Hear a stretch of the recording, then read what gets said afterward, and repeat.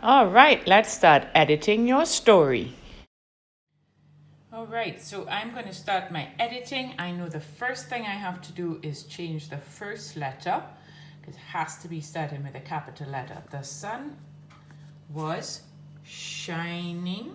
Oh, shining. High. Not sure if that's how you spell high.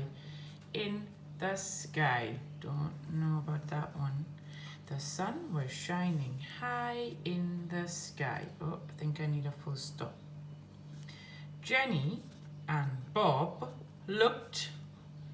Oh, E-D. Looked. Oh, but I need a capital for Bob and a capital for Jenny.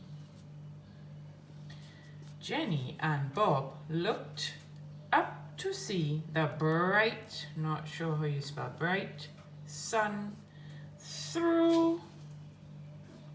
Any words you're not sure, let's circle them.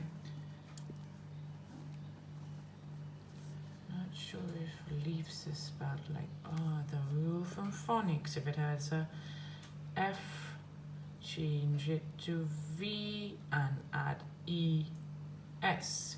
Remember, if there's some words you're not sure about, you can ask Mom and Dad to help you, or you can check online with resources that you use to help you. Alright, so I have gone on, I've looked up my tricky words, I've got my spellings, I have even switched some words like big, tried to think of some harder words, some more interesting words like huge. Some words didn't make sense, like Jenny watched Bob as he fly by.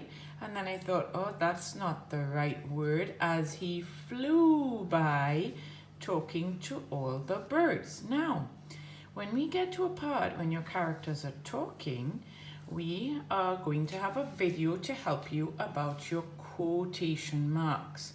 And the quotation marks go in the front, and it's kind of like a 66. So if you go, just kind of do a 66 looking, and then tweet, tweet, and then we know this is where they stopped talking.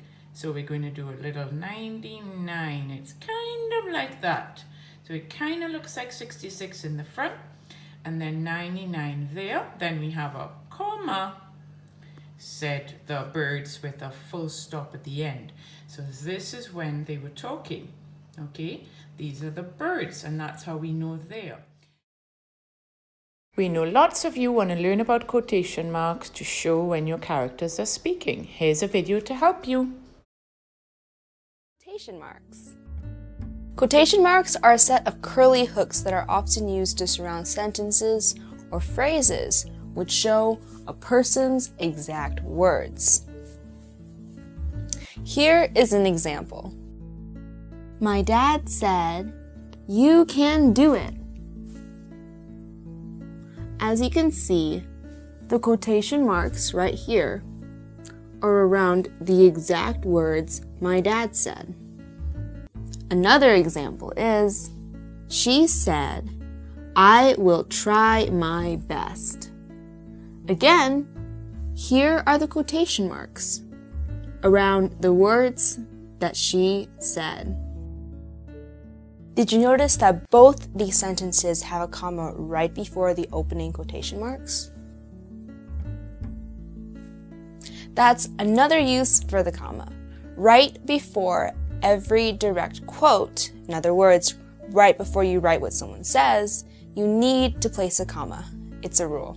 That's because you are pausing before you tell what the person says. My dad said, "You can do it." She said, "I will try my best." These sentences are still showing exactly what the people are saying. Only this time, they say it first, then we learn who says it. "You can do it," said my dad. "I will try my best," she said. What happened to the punctuation in both cases? Yes, they are somewhat reversed.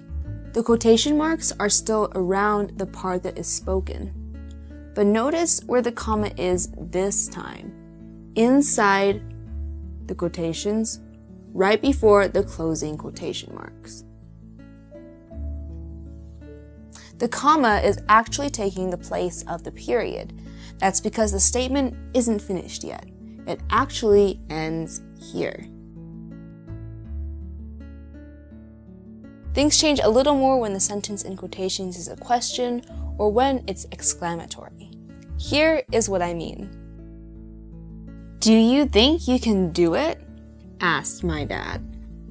"I am trying my best," she answered. This time, rather than a comma within the quotations, it ends with a question mark because the dad is asking a question.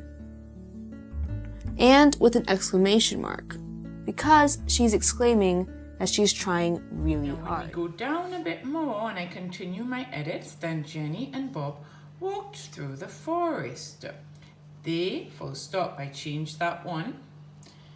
They pointed to all the things they loved. "Wow," Jenny said. So wow, I know, is when Jenny was talking, so I'm going to go again. I'm going to go with my 66 quotation starting and then 99 just to help you out what it's easy way to remember.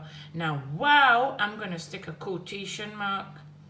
Sorry, exclamation mark there. "Wow," Jenny said. Let's change that one. So all of these are going to help you with your editing.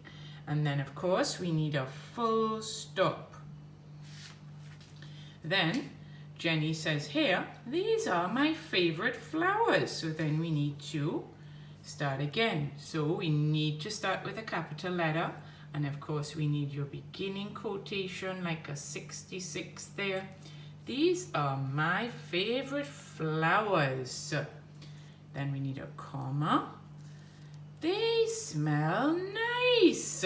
So we know Jenny said all of this, so she starts here. "Wow," Jenny said. "These are my favorite flowers. They smell nice." And this is where it stops, all right? So then we do our 99 here.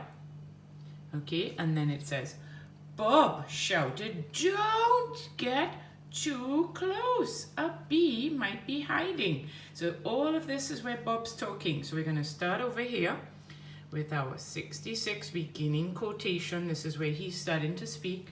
"Don't get too close. A bee might be hiding." And we know this is where we're going to stop with our 99, which is closing quotation marks. And these are where the characters are speaking. Okay. All right, let's start your editing. And of course, if your characters are talking, you can try to put in your quotation marks.